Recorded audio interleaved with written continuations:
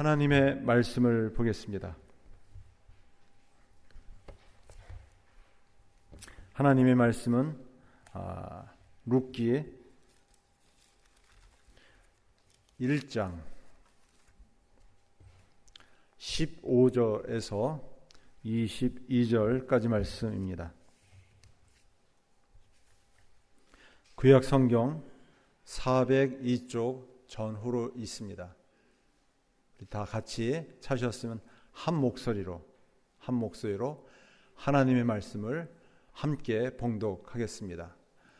나오미가 또 이르되 보라, 내 동서는 그의 백성과 그의 신들에게로 돌아가나니 너도 너의 동서를 따라 돌아가라 하니, 룻이 이르되 내게 어머니를 떠나며 어머니를 따르지 말고 돌아가라. 강권하지 마옵소서. 어머니께서 가시는 곳에 나도 가고 어머니께서 머무시는 곳에서 나도 머물겠나이다. 어머니의 백성이 나의 백성이 되고 어머니의 하나님이 나의 하나님이 되시리니, 어머니께서 죽으시는 곳에서 나도 죽어 거기에 묻힐 것이라. 만일 내가 죽는 일 외에 어머니를 떠나면 여호와께서 내게 벌을 내리시고 더 내리시기를 원하나이다 하는지라. 나오미가 룻이 자기와 함께 가기로 굳게 결심함을 보고 그에게 말하기를 그치니라. 이에 그 두 사람이 베들레헴까지 갔더라. 베들레헴에 이를 때 온 성읍이 그들로 말미암아 떠들며 이르기를 이 나오미라 하는지라. 나오미가 그들에게 이르되 나를 나오미라 부르지 말고 나를 마라라 부르라. 이는 전능자가 나를 심히 괴롭게 하셨음이니라. 내가 풍족하게 나갔더니 여호와께서 내게 비어 돌아오게 하셨느니라. 여호와께서 나를 징벌하셨고 전능자가 나를 괴롭게 하셨거늘 너희가 어찌 나를 나오미라 부르느냐 하니라. 나오미가 모압 지방에서 그의 며느리 모압 여인 룻과 함께 돌아왔는데 그들이 보리 추수 시작할 때 베들레헴에 이르렀더라. 아멘. 오늘 말씀을 전해주실 목사님은 오상규 목사님입니다. 학자이십니다. 이스라엘 예루살렘 히브리 대학에서 10년 동안 성경 지리를 중심으로 성서학을 공부하셨어요. 그리고 미국에 가셔서 또 선교학으로 또 공부를 하시고 또 교수로서 활동하고 계십니다. 또 미국 남가주 예수 사랑교회를 심호하시는 신실한 목사님이세요. 제가 보증합니다. 39년 지기로서 가장 확실하신 분, 신실하고 또 성실한 학자이며 교수로서 또 영혼들을 사랑하고 주의 말씀을 전하는 아주 신실한 목사님입니다. 우리 1부 예배, 또 2부 예배, 또 오후 찬양 예배 다 참석하셔가지고 큰 은혜 받으시길 바랍니다. 오늘 전하실 말씀은 빈손으로 돌아오라 라는 말씀으로 귀한 말씀을 전해 주시겠습니다. 우리 나오실 때 큰 박수로 우리 환영하도록 하겠습니다.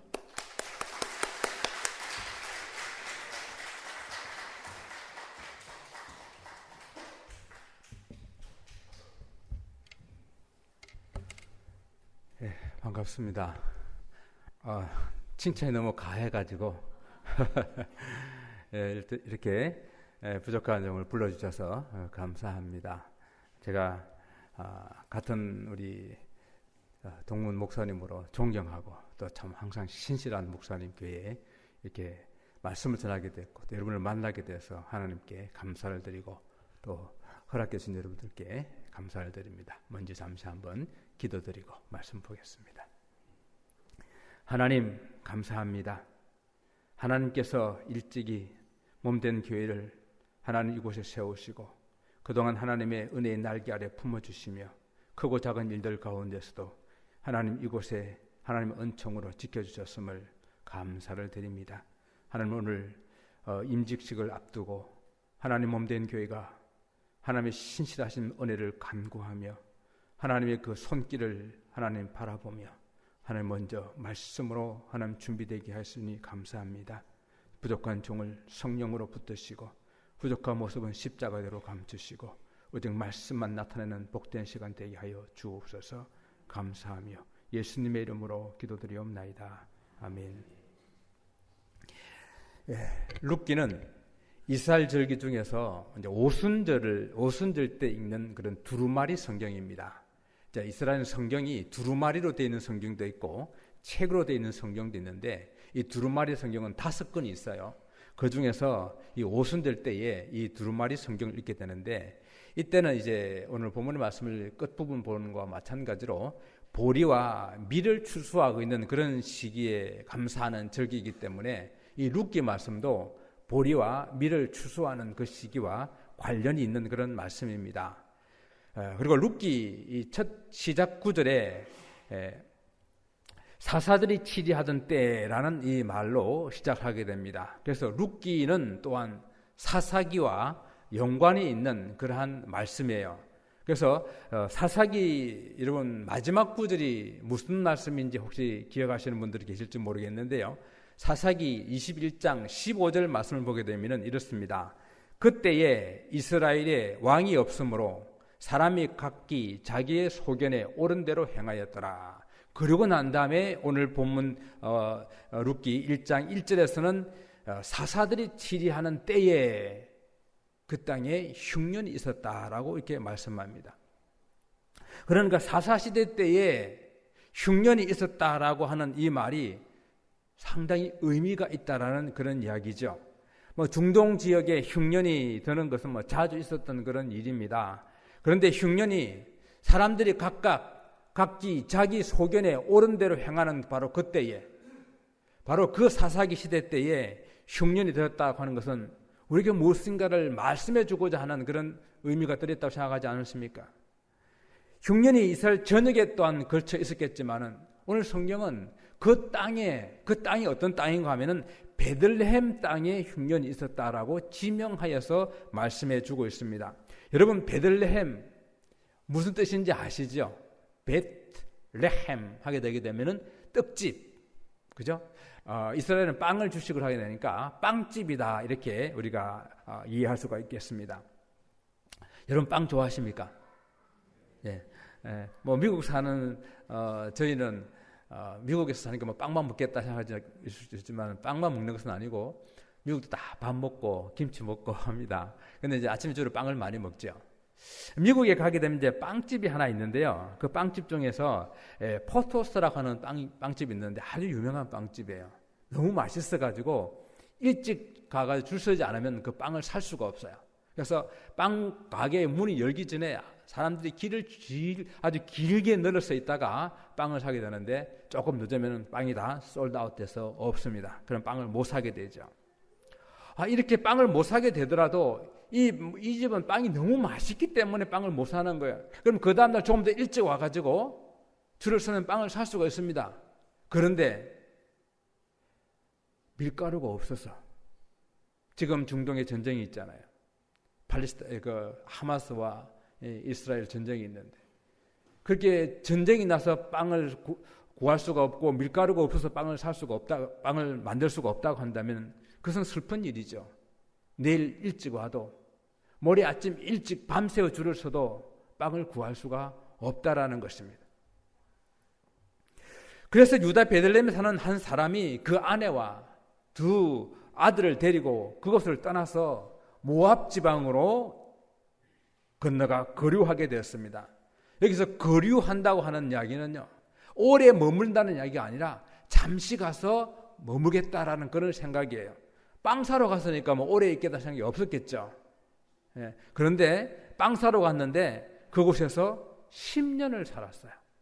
10년을 살면서 그곳에 그 세월을 보내게 됐는데, 물론 사람들이 이사를 할 수도 있고요, 그리고 이민을 갈 수도 있습니다. 그것 자체를 나쁘다라고 말할 수는 없어요. 그런데 오늘 본문은 무슨 이야기들을 배경으로 가지고 있습니까? 사사시대에 사람들이 각기 자기 옳은 대로 행하는 그런 사사시대 때에 그 땅에 흉년이 들었는데 그런 땅에서 그가 그곳에 머물지 않고 갔다는 이야기예요. 사사시대 하게 되면 하나님께서 주신 그런 축복과 은혜의 그런 사이클이 있어요. 많이 들어보셨죠? 하나님이 축복하셔서 그 땅에 많은 그런 곡식도 있을 때에 사람들은 그곳에 편안하게 살아갑니다. 그런데 그곳에서 편안하게 살다가 사람들은 다시 범죄하게 되는 거예요. 그럼 범죄하게 되면 하나님께서는 그 땅에 재앙을 내리시게 됩니다. 재앙이 때로는 전쟁과 같은 그런 것도 있겠고, 또한은 전염병이라든지 자연재해 같은 그런 재앙이 내리게 되게 됩니다. 그러면 사람들은 그곳에서 못 살겠다고 부르짖고 회개하게 되는 것이죠. 그럼 하나님은 그 땅을 긍휼히 여기셔서 다시 사사를 보내주셔서 그 땅을 구원하게 됩니다. 그럼 다시 그 땅에 평강이 찾아와요. 그렇게 머물면 얼마나 좋겠습니까? 또 다시 하나님의 은혜를 잃어버리고 그 땅은 범죄하게 됩니다. 이런 사이클이 계속되는 것이 사사기의 내용이에요. 이 사사기의 사이클을 간단히 정리해 보게 되면 범죄하고, 그러면 하나님의 재앙을 주시고, 그러면 백성들은 부르짖고, 그럼 다시 하나님은 구원해 주시고, 이것이 계속되는 그런 반복되는 사이클, 그것이 사사시대 이야기인데, 물론 하나님의 징계가 아닌 그냥 일반적인 흉년이 될 수도 있겠죠. 어떤 학자들은 이 사사기의 이 흉년도 그런 흉년으로 이야기를 하기도 합니다. 그러나 제가 볼 때는 왜 하나님께서는 사사기를 시작하게 될 때에 또 사사기 끝나는 부분과 룻기 시작하는 이 부분을 연결시키면서 왜 사람들이 각각 자기 어른들이 행하는 그 시대 때에 왜 그 사사시대 때에 그 땅에 흉년이 들었을까? 우리에게 시사준 내용들이 많이 있다라고 하는 것이죠. 그래서 이스라엘 백성들이 하나님 은혜를 잊어버리고 범죄함으로 말미암아 그 땅에 징계로 흉년이 들었다라고 우리는 충분히 짐작해 볼 수가 있는 것입니다. 그럼 여기서 사사기의 사이클을 생각해 본다고 한다면은 하나님이 징계로 베들레헴 땅에 빵집에 빵이 없어졌다고 한다면은 그 다음 단계는 무엇입니까? 하나님 못 살겠습니다. 부르짖든지 하나님만 우리가 범죄했습니다. 하나님 앞에 회개하는 것 아니겠습니까? 그런데 그 하나님의 징계의 사이클 속에서 한 가정이 빠져나온 거예요. 그 다음 단계로 넘어가지 아니하고 빠져나왔습니다. 그래서 모압 땅으로 이민을 갔는데, 물론 사사기에 이런 사이클은 뭐 사사기 시대 때만 있었던 것만 아니고 이스라엘 역사 전체에 있었고, 이스라엘뿐만 아니라 우리도 마찬가지 아니겠습니까? 지금 여러분과 저희가 살아가는 이 세대에서도 이런 여러 가지 일들이 반복되고 있는데 여러분 한번 돌아보셔야 돼요. 개인적으로나 나라적으로나 하나님의 은혜를 잊어버리고 죄악 가운데 있을 때에 하나님께서는 그 사랑하시는 백성들을 그냥 두시지 아니하시고 반드시 하나님께서는 그 백성들을 권고하시고 징계하시는 하나님이십니다. 징계가 당시에는 괴로워 보이지만 그러나 하나님의 사랑하시는 자녀들은 범죄 가운데 죄악 가운데 있는 것을 그냥 두시지 않는다. 그것이 오히려 하나님의 사랑하시는 자라는 증거가 된다라는 이야기죠.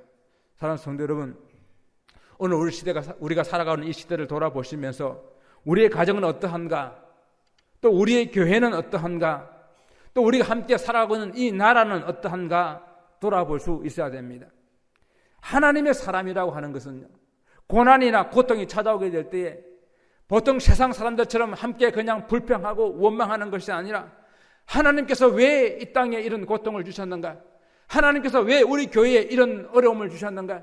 하나님께서 왜 우리 가정에 이런 고난, 고통을 주셨는가? 우리는 깊이 돌아볼 수가 있어야 되는 거예요. 그래서 이 사사기의 사이클 중에서 나는 지금 어느 위치에 놓여 있는가? 어느 위치에 있어서 나는 지금 무엇을 해야 하는가를 바라볼 수 있다고 한다면 우리는 그 다음 단계로 나아갈 수가 있습니다. 사랑하는 성도 여러분, 지금 때를 살펴보시고 나는 지금 어느 곳에 있는지, 혹 내가 하나님께서 원하시는 대로 살지 못해서 내 인생에, 내 빵집에, 내 가정에 빵이 떨어지지는 않았는지, 어려움을 겪고 있지 않는지를 돌아볼 수가 있어야 됩니다. 여러분, 사랑하시는 하나님의 백성, 그 사랑하시는 하나님의 백성 가운데에 빵이 없는 것은요, 하나님 뜻이 아니에요. 또한 그곳에 빵이 없다고 그 땅을 떠나는 것 또한 하나님의 뜻이 아닙니다.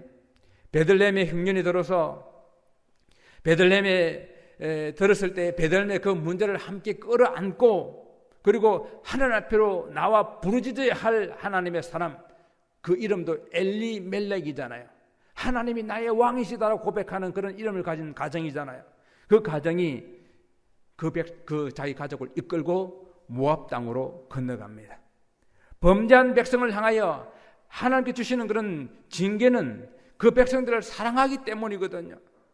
잘못했는데도 징계하지 않는다면 성경은 그것을 사생아라고 말씀하고 있지 않습니까? 하나님께서 징계를 통해서 그 백성을 주시는 뜻은 그 백성이 겸비하여 하나님께 나와 회개하기를 원하시는 것이거든요.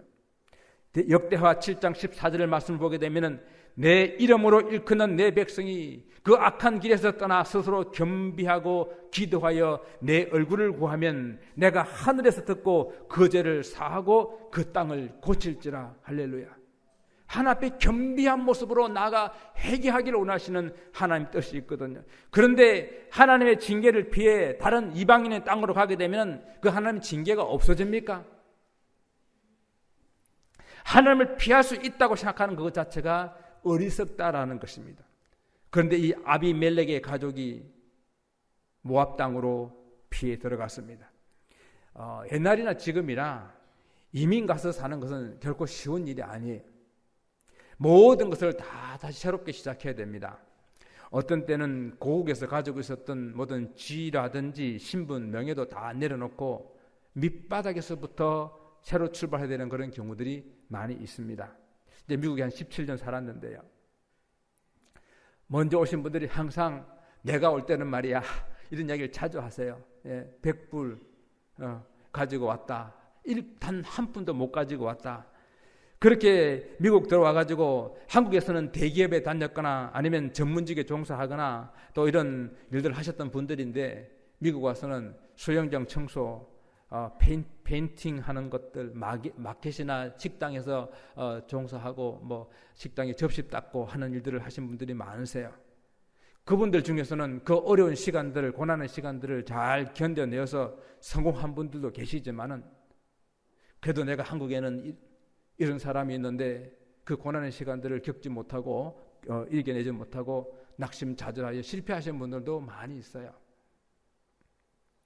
우리가 성경을 통해서 엘리멜렉이 어떻게 살았는지는 잘 알 수가 없습니다. 하지만 모압 땅에서 그는 일찍 죽었고요. 그리고 그 두 아들만 남겨놓았는데 그것을 볼 때도 그 삶은 결코 녹록하지 않았음을 우리는 짐작해 볼 수가 있습니다. 오늘 성경은 나오미의 남편 엘리멜렉이 죽고 그의 두 아들만 남았는데 그 두 아들도 장가 보냈더니 후사가 없이 두 아들마저 다 죽었습니다. 10년이라는 시간들 속에 남편 죽고 두 아들 죽고 아무런 것도 남긴 것이 없는 빈손으로 이제 두 며느리만 남아있는 그런 모습입니다. 베들레헴에 내린 하나님의 재앙을 피해서 모압으로 가면 모든 것이 다 해결될 줄 알았습니다. 모압으로 가면 마치 사사기 그 사이클을 피해서 살아갈 수 있을 줄 알았습니다. 그러나 제가 보니까요, 베들레헴 땅에서 내렸던 그 재앙을 모압 땅에 가서도 그대로 그런 유지하고 있는 모습을 보게 됩니다. 피해갈 수가 없었던 것이에요. 베들레헴이라는 장소를 바꾼다고 해서 하나님의 징계를 피할 수 있는 것이 아니었다라는 이야기입니다. 철저하게 가부장 제도거든요. 우리나라보다 훨씬 더 중동의 세계는 가부장적 제도입니다. 그곳에서 남편이 일찍 죽고 두 아들이 아무런 후사도 없이 죽어버렸다고 하는 것은 나오미로서는 아무것도 할 수가 없는, 정말 그녀에서는 아무것도 남지 않은 철저한 빈손이었다는 것을 우리에게 말씀해 주고 있습니다. 이것은요, 하나님을 떠난 인생은 아무것도 가질 수 없는 빈손 인생이 될 수밖에 없다는 것을 말씀해 주고 있습니다. 아니, 혹시 그가 많은 것을 남겼다고 하더라도 하나님 떠난 인생은 그 실제적인 그 삶은 빈 허무한 인생이 될 수밖에 없다라고 하는 것을 상징적으로 보여주고 있는 그런 말씀입니다. 여러분, 우리 인생은요, 아무리 많은 것을 가져도 결코 어떠한 것으로 채워지지 않는 한 빈 공간이 있다고 말합니다. 파스칼은 그렇게 말해요. 그 빈 공간은 어떤 것으로도 채워줄 수가 없고 오직 영적으로만 채워줄 수 있는데 하나님으로만 채워줄 수 있는 그 공간, 그 공간은 이 땅에 있는 무엇을 가졌다 이뤘다 해서 채워질 수 있는 것이 아니거든요. 오늘 하나님을 떠나 베들레헴을 떠나 모압 땅으로 간 이 인생, 그것은 빈 인생이라고 할 수가 있습니다. 성도 여러분, 하나님을 피해서 떠날 수 있는 곳이 없어요. 베들레헴의 재앙을 피해 모압으로 가도 하나님께서 왜 이 땅에 재앙을 주셨는지, 왜 베들레헴의 땅에 재앙을 주셨는지 그 의미를 깨닫지 못한다고 한다면 여전히 그 인생은 재앙 속에 있는 거예요. 여전히 그 인생은 빈손으로 살아갈 수밖에 없는 것입니다. 시편의 기자는 고백합니다. 내가 주의 신을 떠나 어디로 가며 주의 앞에서 어디로 피하리까? 내가 하늘에 올라갈지라도 거기 계시며 음부에 내 자리를 펼지라도 거기 계십니다. 피할 곳이 없어요. 문제를 피해서 도망가려고 하는 것이 아니라 그 문제를 가지고 어디로요? 하나님 앞으로 나아갈 때에만 해결될 수가 있습니다. 오늘 엘리멜렉의 가정에 개인적으로 하나님께 큰 어떤 죄를 지었다, 저는 그렇게 말하는 것이 아니에요. 이 사사기 시대에 베들레헴 땅에 하나님의 징계가 있었다고 한다면은, 그가 신실한 하나님의 사람이라고 한다면은 하나님께서 왜 이 땅에 이런 징계를 주셨을까? 이 땅에 왜 이런 어려움을 주셨을까? 그 문제를 가지고 하나님 앞에 나아가도록 부름을 부르짖고 회개해야 되는 그런 공동의 책임이 있는 사람이라는 이야기죠. 저는 신앙이라고 하는 것은요, 한 개인이 그냥 하나님 앞에 살아가는 그런 철저히 하나님 앞에서의 단독자임에도 있지만은, 또한 공동체가 더불어서 하나님 앞에서 어떻게 살아야 할지 책임감을 가지고 살아가는 것이다, 저는 그렇게 생각합니다. 내 가정이나 교회에 어려움이 찾아오면 그것은 나와 분명히 관련이 있다라는 것입니다. 내 가정이나 또한 교회에 공동 어려움이 찾아오게 되면은 우리가 좀 더 관심을 넓게 이렇게 가져가지고 내가 살아가는 이 나라나 또 내가 살아가는 이 사회 속에 어떤 병든 일, 고통스러운 일, 이런 일들이 결코 우리 교회와 무관하지 않다라는 생각을 우리는 할 수가 있어야 되는 것입니다. 다른 집에 빵이 없어도 우리 집에 빵이 많으면 괜찮은 것 아닌가? 다른 교회 어렵고 힘들고 이렇게 문 닫아도 우리 교회만 괜찮으면 되는 건 아닌가? 팬데믹 동안에 우리 LA 지역에서 보면 교회가 100개가 문을 닫았어요. 그러면 괜찮은 겁니까? 나만 문 안 닫았으면 괜찮은 겁니까? 다른 가게 문 닫아도 우리 가게만 장사 잘 되면 괜찮은 겁니까? 교회 일꾼들은 나와 교회 그리고 이 나라를 향한 하나님의 뜻을 생각할 줄 아는 그런 크리스찬, 시대 정신을 가진 그런 크리스찬이 되어야 됩니다. 크리스찬의 시대 정신이라고 하는 것은요, 하나님께서 나를 이 땅에 보내주실 때에 하나님이 그냥 의미 없는 삶을 살다가 죽는 그런 인생이 아니라 그 땅에서 분명히 하나님 뜻을 행하고 하나님의 나라를 위해서 일하는 그런 백성으로 나를 보내주셨거든요. 여러분, 바닷물이 짜잖아요. 그 염분이 3.5도 정도, 3.5% 정도의 염분만 가져도 그 바닷물이 썩지 않고 그 바닷물로 유입되는 모든 더러운 것들을 다시 이렇게 정화시키는 능력이 된다고 합니다. 여러분, 이 땅에 크리스찬들은 몇 퍼센트 되나요? 이 대구 지역에 크리스찬들은 몇 퍼센트 됩니까? 그런데 왜 이 땅은 여전히 썩어가고 왜 이 땅은 여전히 세상 가운데서 그 역할을 감당하지 못하는 그런 모습을 가지고 있는 것입니까? 한국 오니까 많은 교회들이 어렵다고 그래요. 젊은이들이 많이 이렇게 교회를 떠난다고 이야기합니다. 그것도 문제입니다. 그것보다 더 큰 문제는 뭔지 아십니까? 남아있는 우리들 가운데에 정말 이 시대 정신을 가지고 있지 않는다는 이야기예요. 저 세상과 동일한 모습으로 교회도 운영되고 세상과 동일한 모습으로 교회가 이렇게 그냥 부흥하면 된다, 잘 살면 된다, 이런 모습이 아니라 교회는 교회답게, 교회는 교회의 모습을 끝까지 유지해야 되는 그런 교회의 시대 정신을 잃어버리는 것이 사실은 더 문제라고 하는 것이죠. 사랑하는 성도 여러분, 우리는요 하나님의 백성으로서 내가 속한 내 가정에서, 내 직장에서, 내 사회에서 하나님의 백성의 모습을 잃어버리지 말아야 돼요. 빛과 소금된 그 역할을 감당해야 된다는 이야기입니다. 선한 영향력을 끼칠 수 있는 그런 저와 여러분이 되시기를 바랍니다. 나오미가 모압 들판에서요, 이스라엘에 대한 소식을 들었어요.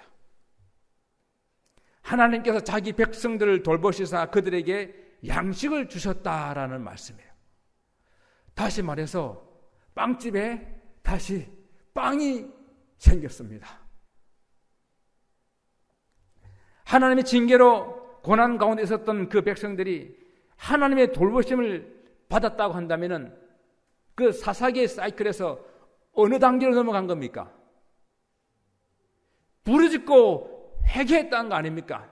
그래서 하나님께서 그 땅에 긍휼히 계시고 그 땅을 권고하사 그 땅을 돌아보사 그 자기 백성들에게 양식을 주셨다, 빵을 주셨다라고 이렇게 기록하고 있거든요. 그 이야기를 듣게 됐을 때에 이 나오미는 그렇구나, 돌아가야 되겠구나. 나오미가 결심합니다. 다시 하나님의 그 사이클 안으로 돌아가야 되겠구나. 내가 지금 징계의 그 사이클을 다음에 부르짖고 회개하는 것인데 내가 하나님 앞에 돌아가야 되겠구나라고 결단하게 되는 것입니다. 여러분, 이 돌아간다는 이야기요, 이것이 죄송합니다, 히브리를 써서 히브리어로 슈버라고 합니다. 슈버라고 하는 이 돌아간다는 이 말은 내가 가던 길이 잘못된다는 것을 깨달았을 때에 그 자세에 멈추고 돌아서서 다른 방향으로 가는 것, 이것을 슈버라고 그래요. 그래서 이 돌아간다는 이 말은 회개한다는 말로 사용되고 있습니다. 회개라는 것이 그런 거예요. 내가 잘못됐는데 이렇게 살면 안 되는데 뉘우치는 그것은 회개가 아니에요. 잘못된 것을 깨달았다고 한다면은 그 자리에서 일어서서 그 제된 곳에, 잘못된 곳에서 돌아서서 바른 길로, 새로운 길로, 생명의 길로 뚜벅뚜벅 걸어가는 것, 그것을 회개라고 합니다. 나오미는 그 자리에서 일어섰습니다. 모압 땅에서 일어섰어요. 모압 땅에서 일어서서 돌아갔습니다. 어디로요? 베들레헴 땅으로요. 사랑하는 성도 여러분, 혹 지난날에 잘못된 그런 삶이 있다고 한다면 그 삶으로부터 돌아갈 수 있는 결단을 하시고 그리고 그 자리에서 일어서시기를 바랍니다. 가고 있던 길을 완전히 멈춰서고 돌아서야 됩니다. 나오미는 깨닫는 순간 모압 땅에서 일어서서 유다 땅으로 돌아가려고 그 길을 떠났습니다. 나오미에게는 하나님께서 돌아보시는 땅, 그 땅으로 돌아가는 것이 그 삶을 하나님께 돌이키는 회개였습니다. 이사야 55장 7절에 악인은 그 길을, 불의한 자는 그의 생각을 버리고 여호와께 돌아오라. 그리하면 그가 긍휼히 여기시리라. 우리가 하나님께로 돌아오라. 우리 하나님께 돌아오라. 그가 너그럽게 용서하시리라. 아멘. 여호와께 돌아가는 것이 곧 회개, 하나님과 하나님 앞에 회개하는 것과 같은 의미로 사용되고 있다는 말씀입니다. 여러분, 삶의 실타리가 엉켰습니까? 어디서 풀어야 될지를 모르겠습니까? 해결은 하나예요. 하나님께로 돌아가는 것입니다. 하나님께 돌아가게 되면 그 실타리를 풀어낼 수가 있을 것입니다. 베들레헴에 돌아온 나오미, 그 나오미가 스스로 하나님 앞에서 하나님 떠난 내 인생이 빈손일 수밖에 없다는 것은 그런 고백을 하고 있습니다. 그래서 그는 더 이상 나를 나오미라 부르지 말고 나를 마라라 불러라. 사람의 이름엔, 이스라엘 사람들의 사람의 이름에는 많은 그런 뜻을 가지고 있어요. 나오미 하게 되면은 나의 기쁨, 즐거움, 희락, 이런 뜻입니다. 그가 베들레헴의 하나님 은혜 가운데 살았을 때는 희락이었습니다. 기쁨이었습니다. 그런데 그 하나님을 떠나서 살았던 그 인생은 뭐요? 마라, 쓰다는 이야기입니다. 그 인생이 고통스럽다는 이야기입니다. 괴롭다는 이야기예요. 그래서 그 인생이 이제는 빈손이 되어서 고통스럽게 된 그 모습들을 바라보고 이것은 하나님의 징벌이었습니다 라고는 고백하고 있습니다. 6기 1장 21절에 내가 풍족하게 나갔더니 여호와께서 내게 비어 돌아오게 하셨느니라. 여호와께서 나를 징벌하셨고 전능자가 나를 괴롭게 하셨다라고 그는 고백합니다. 제가 이 베들레헴에 흉년이 들어 나오미 가족이 모압으로 이민을 떠난 이것을 하나님의 사이클을 벗어난 인간의 계획, 그리고 하나님의 계획 속에서 떠난 그런 이유라고 보는 것은 그냥 제 생각이 아니라 오늘 나오미의 고백 속에서 찾은 거예요. 나오미 스스로가 하나님을 떠나서 모압을 딴 그 모압 땅으로 들어간 그 시간 동안을 괴로운 인생이었다, 하나님의 징벌이었다라고 그가 말하고 있습니다. 나오미를 따라 두 며느리도 같이 오려고 그랬잖아요. 그 딸들 향해서 나오미가 뭐라 말합니까? 내 딸들아, 돌아가라. 너희가 어찌하여 나와 함께 가려느냐? 내 태중에 너희의 남편 될 아들들이 있느냐? 나는 지금 너무 늙어서 남편을 둘 그런 나이도 아니고, 설사 남편을 두었다 치자, 그리고 희망이 있어서 오늘 밤에 내가 아들을 놓는다 치자, 그 아들이 언제 커서 너희들의 남편이 되겠느냐? 그걸 기다리는 아무런 소망이 없다는 이야기를 하고 있는 것입니다. 어떤 기대도 할 수가 없다는 이야기를 하고 있는 것입니다. 그리고 결정적으로 두 며느리를 바라보며 내가 너희들을 바라보니까 더 괴롭다. 그렇지 않겠습니까? 아무것도 해줄 것이 없습니다. 철저하게 빈손이 되어서 고향으로 돌아가고 있는 이런 나오미, 그 나오미가 그렇게 고백을 하고 있습니다. 그러나 나오미는 비록 빈손이었지만 이제는 그가 모압 땅에서 일어나 유다 땅 베들레헴, 하나님께서 다스리는 그 땅으로 돌아가기로 결단한 것입니다. 그것이 나오미에서는 최고의 결심이었습니다. 최고의 선택이었습니다. 내 손에 지금 무엇이 있느냐? 얼마나 많은 것을 이루었느냐? 또 과거에 내가 얼마나 많은 실패를 했느냐? 또 무슨 죄를 지었느냐? 그것이 중요한 것이 아니라 지금 그것을 깨달은 순간 내가 하나님께로 돌아가느냐? 지금 내가 누구를 붙들고 있느냐? 그것이 중요할 줄 압니다. 오늘 그런데 말입니다. 오늘 성경에서는 나오미는 돌아가는 것이 맞아요. 그런데 오늘 이 룻도 하나님께 돌아왔다고 그래요. 여러분, 룻이 돌아온 거 맞습니까? 나오미는 원래 베들레헴이 고향이니까 돌아온 게 맞잖아요. 룻은 고향이 어디입니까? 모압이에요. 오히려 룻에게는 자기의 부모를 떠나고 자기 가족을 떠나서 이방인의 땅, 낯선 땅, 그 땅으로 들어오는 거예요. 근데요, 맞아요. 룻도 돌아온 겁니다. 모든 인생은요, 이방인이든지 유대인이든지 종국적으로 돌아와야 될 우리의 목표는 하나님께로 돌아와야 되거든요.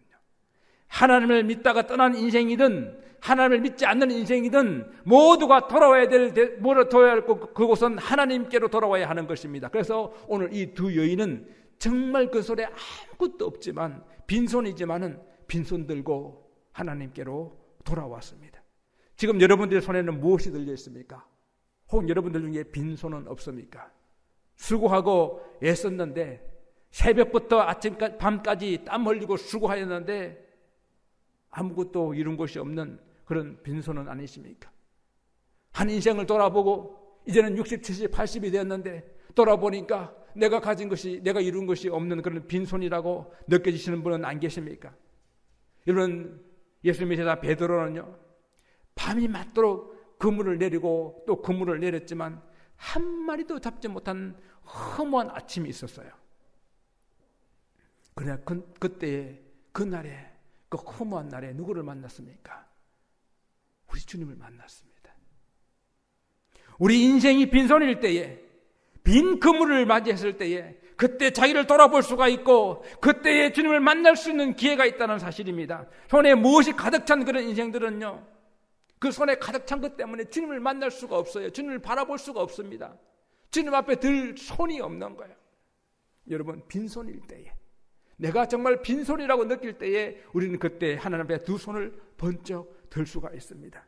참 좋으신 하나님, 우리 하나님께서는 빈손 들고 돌아온 두 여인을 위해서 하나님은 큰 은혜를 준비하고 계셨습니다. 오늘 룻기 1장 22절 우리가 한번 읽었는데요, 그 말씀을 보고 설교를 마치려고 합니다. 나오미가 모압 지방에서 그의 며느리 모압 여인 룻과 함께 돌아왔는데 그들이 보리 추수 시작할 때에 베들레헴에 이르렀더라. 여러분, 뭔가가 느껴지지 않습니까? 뭔가가 기대되지 않습니까? 그들이 빈손으로 돌아왔는데요, 그 땅에 뭐가 시작됐다고요? 보리가 추수할 때가 됐다는 이야기예요. 이 룻기 말씀은 4장까지 같이 끝까지 가야 은혜가 됩니다.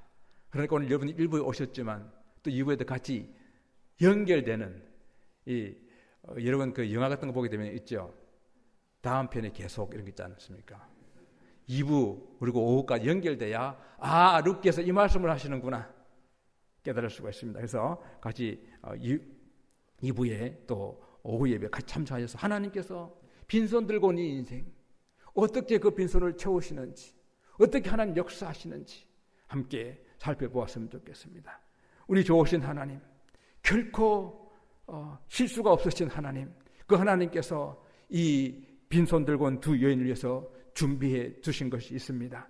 빵이 없는 빵집에 빵을 주시고 빈손으로 돌아온 그 두 여인을 위해서 보리를 추수할 그 기회 시간들을 준비해 주신 하나님, 이 보리 추수를 통해서 앞으로 이야기들이 펼쳐질 것입니다.